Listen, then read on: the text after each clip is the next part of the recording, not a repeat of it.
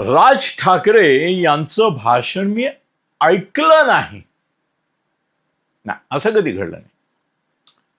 मग ते शिवतीर्थावरचा असो, निवडणूक प्रचार सभेतला असो, त्यावेळेला लाईव्ह जरी नाही बघता आलं तरी यूट्यूबवर जाऊन नंतर मी ते प्रेमाने, आस्थेने, कौतुकाने, त्यांच्याबद्दल असलेल्या आत्मीयतेमुळे नेहमीच बघतो. माझ्या मनाशी त्याचं विश्लेषण करतो, मूल्यमापन करतो. त्याचा लोकांवर काय परिणाम झाला असेल, असायला पाहिजे, त्याचे राजकीय पडसाद काय उमटतील, त्याच्यामुळे मीडिया कशा प्रकारे ते ट्रीट करेल वगैरे वगैरे सगळे पैलू लक्षात घेतो. म्हणूनच माझं विधान तुम्हाला स्वीकारावं लागेल. याचं कारण राज ठाकरे यांचा अभ्यास केलेला माणूस महाराष्ट्रामध्ये आणखीन कोण आहेत मला माहिती नाही, पण मी आहे हे नक्की. त्यांच्या भाषणांचा, विचारांचा, त्यांच्या आचारांचा, कृतींचा, उक्तींचा, विधानांचा, स्टेटमेंट्सचा, पॉलिसीजचा, धोरणात्मक त्यांचे निर्णय, त्यांचे आदेश, संदेश, उपदेश याचं मी जेवढा अभ्यास केला आहे आणि त्याच्या माझ्याकडे नोंदी आहेत, विषयवारीनी नोंदी आहेत, तारीखवार पण नोंदी आहेत. राज ठाकरेंचा जर त्यांना कधी इतिहास माणसेचा लिहायचा झाला तर त्यांनी मला विचारावं, मी त्यांना तारीखवार सगळे तपशील देईन.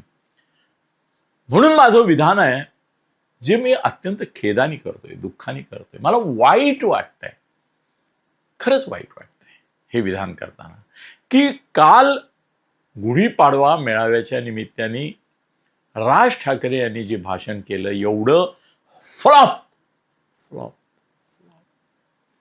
एवढं वाईट, एवढं बेकार, एवढं निरर्थक, एवढं ज्याच्यामध्ये काही सबस्टन्सच नाही, एवढं बोर,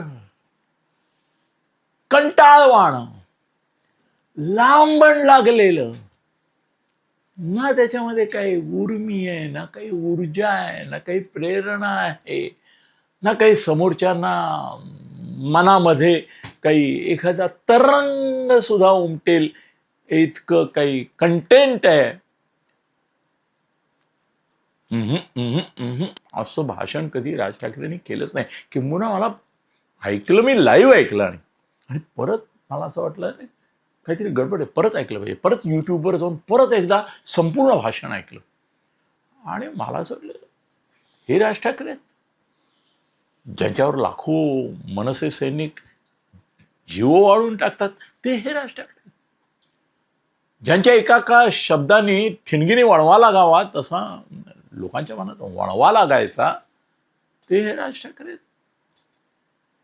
का हे कुठलं तरी एखाद्या कुठलं तरी बद्धकोष्ठ झालेल्या बौद्धिक वर्गामधल्या तथाकथित विचारवंतांचं, बुद्धिमंतांचं एक असं काय म्हणतात त्याला, दळूबाई दळू दळूबाई दळू असं केलेलं काहीतरी रटाळ कंटाळवाणं असं व्याख्यान आहे, भाषण नाही, भाषण व्याख्यान. अरे राज ठाकरे म्हणजे ऊर्जा, राज ठाकरे म्हणजे तेज, राज ठाकरे म्हणजे भरती, राज ठाकरे म्हणजे लाटा, राज ठाकरे म्हणजे सुनामी. हे त्याला आमच्या ठाण्यामध्ये तो मासुंदा तलाव कसा आहे त्याच्या अशा हळू लहरी उमटतात, तेवढे पण तरंग कालच्या भाषणाला नव्हते. मुळामध्ये मला अजून हेच कळलं नाही की कोणत्या माणसांनी त्यांना हे सुचवलं की महाराष्ट्रामधल्या आतापर्यंतच्या महत्वाच्या लोकांची, वेगवेगळ्या क्षेत्रातल्या नाकांची डिरेक्टरी ऑफ टेलिफोन असावी, तशी 100-150 लोकांची नावं वाचून दाखवा.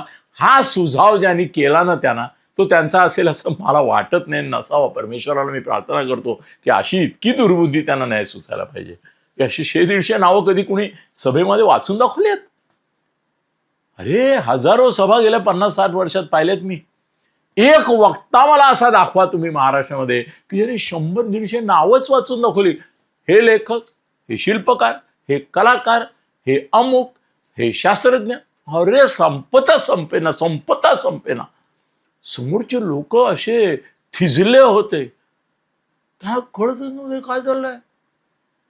बरं, त्याच्यामध्ये परत आणखीन असं की ते ज्यांची नावं घेतले होते त्या 100 नावं समजा त्यांनी घेतली, त्यातली 80 नावं आमच्या या ती जनरेशन नेक्स्ट ज्यांच्याकरता पुढे महाराष्ट्र नेक्स्ट त्यांनी ते हे केलं त्याच्याबद्दल बोलतो मी, त्यांना माहिती पण नव्हती.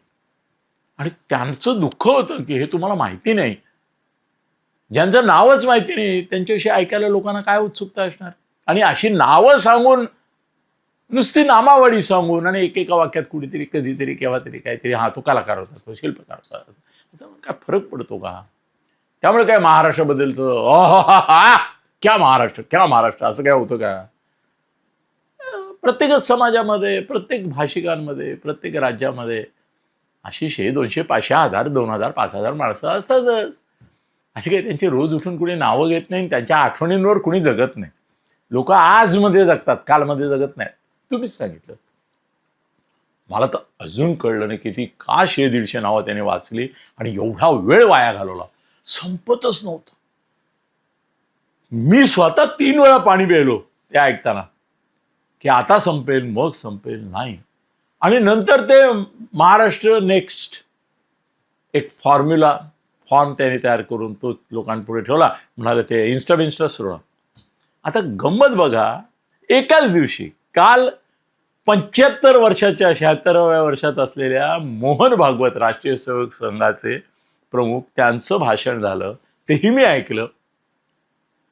त्याने असं सांगितलं की हे नवयुग आहे, ही नवी पिढी आहे आणि मागच्या अनेक पिढ्यांमध्ये संघ रुजला, वाढला आणि एक वटवृक्ष झाला. पण आता आपल्याला नव्या पिढीचं मन जिंकायचं आहे, मत जिंकायचं आहे, आपल्याशी जोडून घ्यायचं आहे.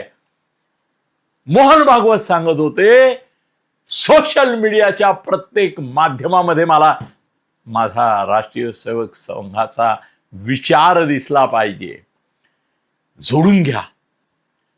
मोहन भागवतांनी सांगितलं, जोडून घ्या. तरुण पिढीला तुम्ही दुसऱ्या कुठल्या मार्गाने बौद्धिकन हेन ते परिषदा, मेळावे, बौद्धिक वर्ग नाही जोडून घेणार. इन्स्टावर जा, रील्सवर जा, शॉर्ट्सवर जा, यूट्यूबवर जा, एक्सवर जा. अरे 76 वर्षाचा माणूस नव्या पिढीला जोडण्याकरता इतका आधुनिक होतो आणि सांगतोय की ही पिढी आपल्याला पाहिजे. खरं म्हणजे ती पिढी हीच मनसेची टार्गेटेड पिढी आहे, जी आज 15 ते 25, 25 ते 35, फार तर 45, खरं 15 ते 35 या वयात तीच टार्गेटेड पिढी आहे. त्या पिढीच्या शी संलग्न होण्याकरता, त्यांच्याशी एकरूप होण्याकरता, समरस होण्याकरता, त्यांना ऍक्टिव्ह करण्याकरता, त्यांना पार्टिसिपेट करून घेण्याकरता केवळ 76 वर्षाचे मोहन भागवत असं सांगतायत की सोशल मीडियावर चला, जा इन्स्टावर, पसरवा तुमचे विचार, तुमची फिलॉसॉफी पोचू द्या या पिढीपर्यंत. त्यावेळेला राज ठाकरे जरी ते आता 60ला आलेले असले तरी तरुणांचेच नेते आज ते मानले जातात. तरुणच आज त्यांचे फॉलोअर आहेत. ते त्याला सांगत होते इन्स्टा बंद करून टाका. आज मी स्वतः सोशल मीडियावर आहे, माझ्याकडे सोशल मीडिया एक्सपर्ट्स, कन्सल्टंट्स आहेत, तेही मला सांगतात यूट्यूबवर एखादा व्हिडिओ तुमचा, एक प्रातिनिधिक म्हणून सांगतो, 1000 गेला तर इन्स्टावर तोच व्हिडिओ छोटा करावा लागतो. बरोबर आहे. 1 लाख, 5 लाख, 10 लाख. आता परवा मला माझे लोक सांगत होते की आपले काही व्हिडिओ अलीकडल्या काळामध्ये 1 कोटी 10 लाख, 20 लाख, 25 लाख, 30 लाख गेले. 1 कोटीच्या पुढे चाललेत इन्स्टावर. आणि तेच व्हिडिओ, तोच कंटेंट मोठ्या याच्यामध्ये थोडंसं 5 मिनिटं, 8 मिनिटं, 10 मिनिटं केलेला यूट्यूबवर काही हजारात जातो, तो तिथे लाखात, कोटीत जातो. त्या इन्स्टाला नको नको असं सांगितलं, बाहेर पडा त्याच्यातून. नव्या पिढीचं कम्युनिकेशन हेच तोडून टाकलं तुम्ही. कसे जाणार तुम्ही त्यांच्याकडे? सोशल मीडियाच्या माध्यमातून तुम्ही बाहेर पडल्यानंतर काय कम्युनिकेशन होणार? आज एका मेसेजवर शहरामध्ये लाख माणसं जमतात, आंदोलनात उतरतात. हे युग आहे. तुम्ही त्यांना सांगताय सोडून द्या. हे कसं काय त्यांना कोणी सुचवलं? कोणीतरी कालचा सल्लागार भीषण होता. आणि तो फॉर्म जो आहे महाराष्ट्र नेक्स्टचा, माझा चॅलेंज आहे, कुणाचीही मदत न घेता, ChatGPTची मदत न घेता, आर्टिफिशियल इंटेलिजन्सची मदत न घेता अमितनी टेबल खुर्ची घेऊन बसावं आणि महाराष्ट्रामधल्या एवढ्या विषयांवरचे एवढे मुद्दे, त्याचे एवढे प्रश्न, त्याच्यावरचे एवढ्या सूचना, या पाहिजे त्याने 1-2 तास नाही, 10 तास घ्यावे, नाही 10 दिवस घ्यावेत, कोणाच्याही मदतीशिवाय हा फॉर्म अमितनी भरून दाखवावा. मला नाही भरू शकणार. केवढा अभ्यास पाहिजे महाराष्ट्राचा. मनसे सैनिक हा ऍक्शन ओरिएंटेड आहे, रिॲक्शन ओरिएंटेड आहे. तो असं काही विचारवंत, बुद्धिमंत, विचार परिप्लुप्त, साधक बाधक विचार करणारा, निष्कर्ष काढणारा, चिंतन करणारा, आणि मग महाराष्ट्राच्या विकासाच्या संदर्भामध्ये या मुद्द्यांची चर्चा होण्याची गरज आहे.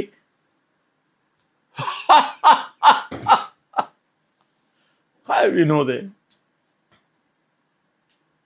मला माहिती आहे काही मनसेचे नेते मला सांगणार, साहेब हे काहीतरी एक फॉर्म भरून द्यायची आमच्यावर जबाबदारी लिहि, जरा ChatGPTला वगैरे तुमच्या टीमला कामाला लावा आणि हे आम्हाला फॉर्म भरून द्यावं.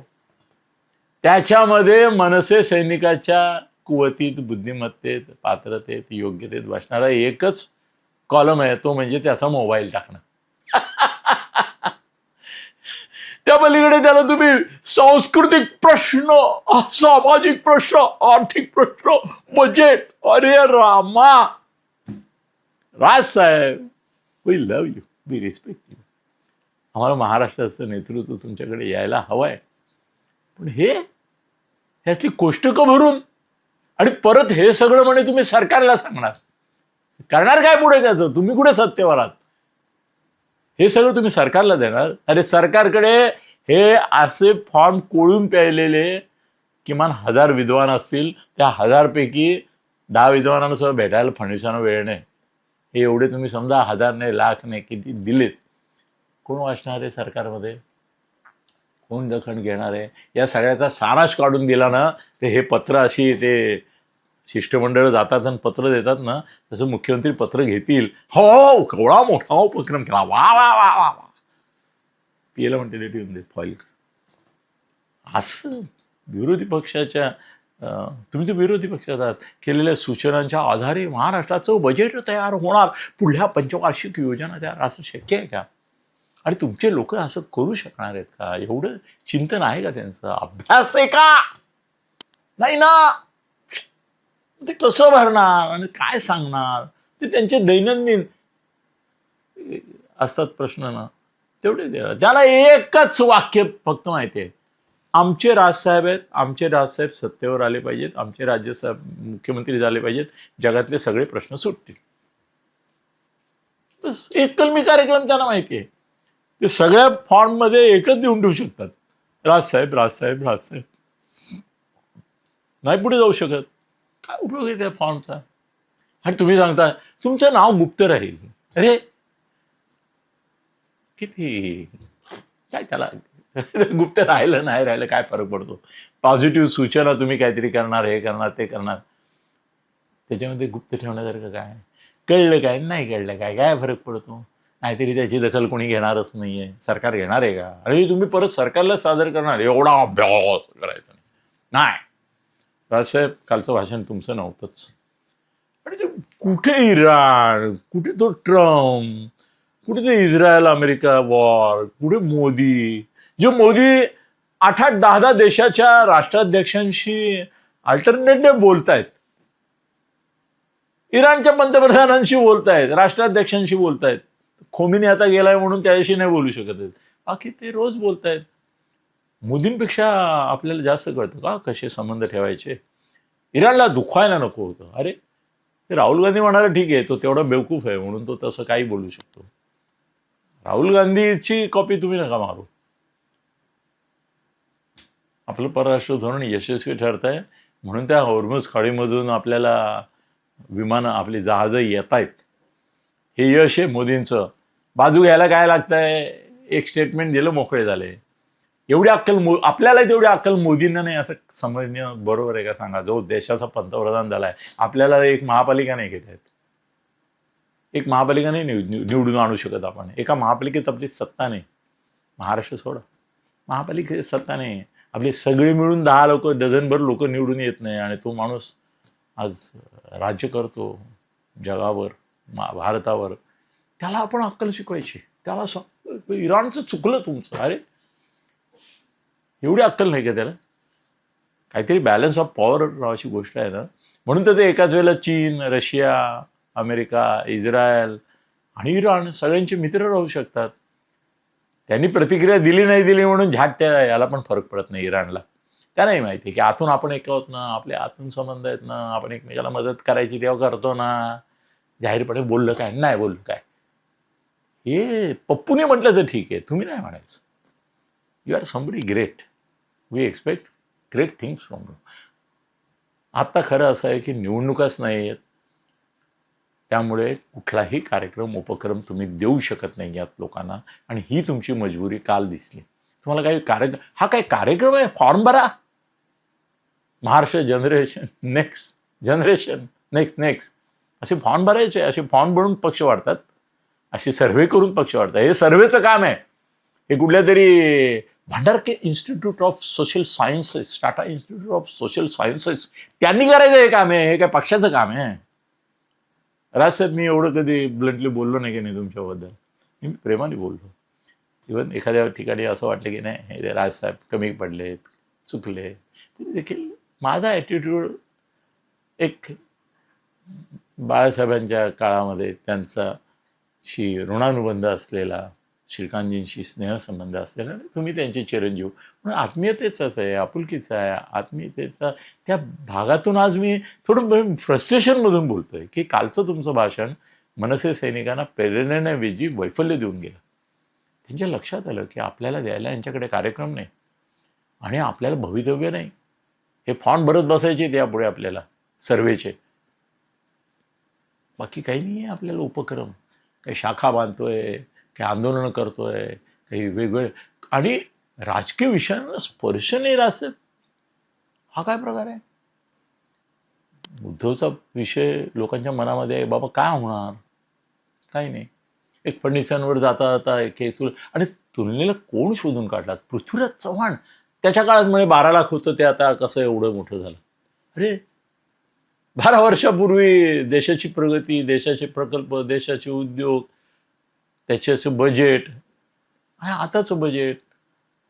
आता तुम्ही मोठी गाडी घेतलीत, मोठं कर्ज होणार तुम्हाला. तुम्ही फिरा ना याच्यामधून, मारुती 800मधून, तुम्हाला कमी कर्ज होईल. तो मारुती 800चा जमाना होता पृथ्वीराजचा. आताचा फेरारीने याचा जमाना आहे. प्रकल्प सुद्धा असे राक्षसी प्रकल्प आहेत हो. ते आकडे मोजताना शून्य मोजायला तुमच्या मनसे सैनिकांना आवड होईल एवढे आकडे आहेत आता प्रकल्पांचे, विकासांचे. फडणवीस यांच्या पृथ्वीराजच्या काळात होते का? ते नव्हते ना. हे सगळं आत्ता तुम्हाला दिसत आहे. कर्ज होणार, त्याच्यात काय. हो, आमच्या वडिलांनी आयुष्यामध्ये कधी कर्ज घेतलं नाही, याचं कारण त्यांना काहीच नको होतं. आता आम्हाला गाडीचं कर्ज आहे, आम्हाला घराचं कर्ज आहे. आता मध्यमवर्गीय लोकांना तर फ्रीज, टी व्ही सगळ्याची कर्ज आहे. मग त्यांनी काय म्हणायचं, आमच्या बापदादांच्या वेळेला कर्ज नव्हतं, बघितलं आमच्या पोरांच्या वेळेला एवढी कर्ज आहेत. पण कर्ज काय आहेत?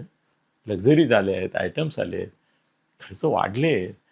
खर्च वाढले मग येणार. मग पृथ्वीराजचं आणि सगळ्यात अप्रिय मुख्यमंत्री यांनी वाट लावली राज्याची, त्याचं नाव काय घ्यायचं? कालचं काम काय झालं? कुठे मिस झाला तो? फार मिस झाला. माझे तुम्हाला माहिती आहे की आपले मित्र आहेत ना तुमच्या आजूबाजूला, ते पण कपाळाला हात लावून बसले तो. काय साहेब काय बोलतायत, कुठे नेत आहेत, कशाला पत्ता नाही, कुठे दिशा नाही. काय अवदसा आठवली दिशा गेली कळत नाही मला. कालचं भाषण तुमचं फार वाईट झालं, एकदमच फिझल आउट झालं, फ्लॉप झालं. आम्हाला हे राज ठाकरेंचं भाषण नको आहे. आम्हाला राज ठाकरे हे संकटातून बाहेर पडण्याचा मार्ग म्हणून लोक बघतात. मग तुम्हीच गांगरल्यासारखे, दिशाहीन झाल्यासारखे असं नका बोलू. ठीक आहे ना, संघर्ष करावा लागेल. मी खरं म्हणजे तुमचं भाषण मी लिहून पाठवलं होतं. तुमच्या सहकार्यांना लिहून पाठवलं होतं की हे भाषण पाहिजे त्या दिवशी. त्यातलं तुम्ही काहीच बोलला नाहीत. एकच मुद्दा माझा फक्त तुमच्याकडे आलेला दिसला, तो म्हणजे सोशल मीडियावर प्रगट झालं की आपलं आंदोलन संपलं असं तरुण पिढी मानते आणि त्याच्यावर खुश असते. हा मुद्दा तुम्ही घेतलात, पण त्याच्यातून बाहेर पडा असं म्हटल्यामुळे त्या पिढीशी संबंध तुटेल हो तुमचा. एनिवे, आजही तुमच्याबद्दलच्या आशा मीही सोडल्या नाहीत. तुमचे मनसे सैनिक आहे, ते तुमचे भक्त आहेत, ते तुमचे जीवाला जीव देणारे, तुमच्यावर जीव ओवाळून टाकणारे आणि तुमच्यासाठी जीव देणारे आणि घेणारे असे ते तुमचे कट्टर वाटा असे सैनिक आहेत. ते तुमच्याबरोबर राहणार, ते नाही जाणार कुठे. पण वाढ व्हायला पाहिजे, वृद्धिंगत व्हायला पाहिजे संघटना वृद्धिंगत तेव्हा होईल जेव्हा ॲक्शन असेल. काल तुम्ही कोणत्याच विषयावर ते बुद्धी आणा म्हणून तुम्ही म्हणाला, तो मुद्दा मला कळलाच नाही की हे देश आहेत यांनी बाहेरून बुद्धी आणली. एकीकडे आपण परकीय यांचा विरोध करतो, परप्रांतीयांचा विरोध करतोय, आणि आपण आता परदेशीयांची बुद्धी आणा. म्हणजे बुद्धी म्हणजे काय, नुसतं बुद्धी नावाचा एक गोळा येतो काय, तो गोळा ज्याच्या डोक्यात येतो माणूस येतो. म्हणजे परकीय माणसं येणार, परप्रांतातली सोडा, तुम्ही तर परकीय माणसं, जगभरातली माणसं आणा, आपल्याला बुद्धीची गरज आहे असं सुचवलं. म्हणजे महाराष्ट्रामध्ये परप्रांतीयांच्या टोळीधाडीबद्दल बोलतो तर तो तर राहायला दूर, परबुद्धीवाल्यांचं आणखीन आपण हे करून ठेवलं सुतवाचं. आणा इंग्लंडमधून, फ्रान्समधून, ब्रिटनमधून, इकडून आणा माणसं. म्हणजे आपल्याला बुद्धी नाही का? तुम्हीच यादी दिली 100-200 लोकांची, त्यात शास्त्रज्ञ पण दिलेत तुम्ही की हे असे प्रकांड पंडित आहेत, त्यांना आपल्याला किंमत नाही, नाव माहिती नाही. बुद्धीची कमी आहे का आपल्याकडे? बुद्धीची कमी नाही आहे, योजकतेची कमी आहे. त्यामुळे कालचं भाषण हे फार निराशाजनक झालं. हे कुणी सांगायला काय ना, तुमच्याविषयी बोलायला मीडियावाले पण टरकतात, फाटते त्यांची. याचं कारण असं आहे की त्यांना वाटतं आपण काहीतरी चांगलं सांगायला जावं, यांच्या भल्याचं सांगायला जावं, आणि सामान्य मनसैनिक आहे, त्याला जर कळलं नाही की आपल्या भल्यासाठी सांगतायत तर तो येऊन काहीतरी हातापायी करील, मारामारी करेल, काहीतरी मार पडेल, काहीतरी हे होईल. त्यामुळे ते बोलत नाहीत, खाजगीत बोलतात लेखाचे. आत्ता एका चॅनलवाल्याशी बोललो, तो म्हणाला हो रे नील, फारच एकदम फ्लॉप झालं भाषण, आणि काय त्याला दिशाच नव्हती, काय धड काय बोललीच नाही, काही गायडन्स नाही, काय नाही. आणि कसल्याही याद्या वाचून दाखवल्या, तो का फॉर्म भरणार आहे का कोणी, आणि भरू शकणार आहे का? तेवढी कुवत, मनसे सैनिक आहे तो रस्त्यावरचा माणूस आहे, तो असं काय बुद्धिवादी आहे काय? हे PhD करणाऱ्या प्राध्यापकांनी भरायचे फॉर्म तुम्ही आम आदमीला देतात, आणि ते पण त्याच्यामध्ये हे लिहा ते लिहा, एवढे काने एवढे रकाने. तो पण बोलला. मी म्हणलं बोल ना, तुझ्या चॅनल आहे ना तुझ्याकडे, म्हणजे कशाला मार खायचा आहे, स्टुडिओ फोडून घ्यायचा आहे, माझा मालक मला काढील. तो म्हणेल माझं नुकसान झालं, माझ्या स्टुडिओवर मार पडला, तू मार खाल्ला मला बिघडत नाही, तुला मारला मला काय फरक पडत नाही, पण माझ्या स्टुडिओचं एवढं स्क्रू जरी पडला तरी तुझी नोकरी जाणार. त्यामुळे म्हणे मी बोलत नाही, तू बोल. आता तुला काय फरक पडतच नाही, त्यामुळे तू बोलू शकतोस. आणि दुसरं एक नैतिक अधिकार आहे तुला, जो प्रेम करतो तोच बोलणार ना. ज्याला वाटोळं होतंय तर होऊ द्या ना, आणखीन आगीत तेल ओतायला काय जात आहे, किंवा आणखीन चढून बसायला काय. ओ हो, काय ते, हो तो काय फॉर्म, हो महाराष्ट्राला विचाराला प्रवृत्त केलं, सामान्य मनसैनिकामधून एक संशोधक निर्माण केला, जणू काही PhDचा प्रदंभ सामान्य सैनिकाकडून लिहून त्याला समाजाविरुद्ध अंतर्मुख केलं. आपले प्रश्न काय, त्याची उत्तरं काय, याचे 100 कॉलम भरून घेतले. हा आता करायला काय जात आहे? 100 लोकांची यादी वाचून महाराष्ट्र असा वरपासून खालपर्यंत आमच्या समोर उभा केला, आणि कळलं आम्हाला की महाराष्ट्र किती श्रेष्ठ आहे. हो राजसाहेब, ऐतिहासिक कामगिरी केली तुम्ही, 100 लोकांची नावं वाचून दाखवलीत, हा असा एवढा फॉर्म केला, असं म्हणायला काय जात आहे यार? हे सांगायला जातं काहीतरी. यात रिस्क असते, ती रिस्क घेतली पाहिजे. तुम्ही प्रेम करताना, माया करताना, आत्मीयता करताना आपुलकी वाटते ना, राजसाहेबांचं भलं व्हावं, मनसेचं भलं व्हावं, भवितव्य उज्ज्वल व्हावं असं वाटतं ना, मग वाईटपणा घेतलं पाहिजे. राज ठाकरेंचं कौतुक मी कशाकरता करतो अनेक वेळा, की कुणी वाईटपणा घेत नाही, ते गोष्टीत वाईटपणा घेतात. काल नाही घेतलं त्याने कोणाशी वाईटपणा तसा, पण घेतात ते. मग वाईटपणा घेतात हे जर राज ठाकरेंचं क्वालिफिकेशन आहे. जे कुणी बोलत नाही ते जर राज ठाकरे बोलतात म्हणून मी त्यांना कॉम्प्लिमेंट देतो, तर मी पण वाईटपणा घेतला पाहिजे कधीतरी. जे खरं आहे ते बोललं पाहिजे. कटू ते मला मान्य नाही. सत्यम ब्रूयात प्रियम ब्रूयात न ब्रूयात सत्यम अपि अप्रियम. सत्य बोला पण गोड बोला. जे अप्रिय असं सत्य असेल ते बोलू नका, हे मी मानत नाही, राजसाहेब पण मानत नाही. त्यामुळे राजसाहेब माझा हा व्हिडिओ देखील ॲप्रिशिएट करतील याच्याबद्दल माझ्या मुळात शंका नाही.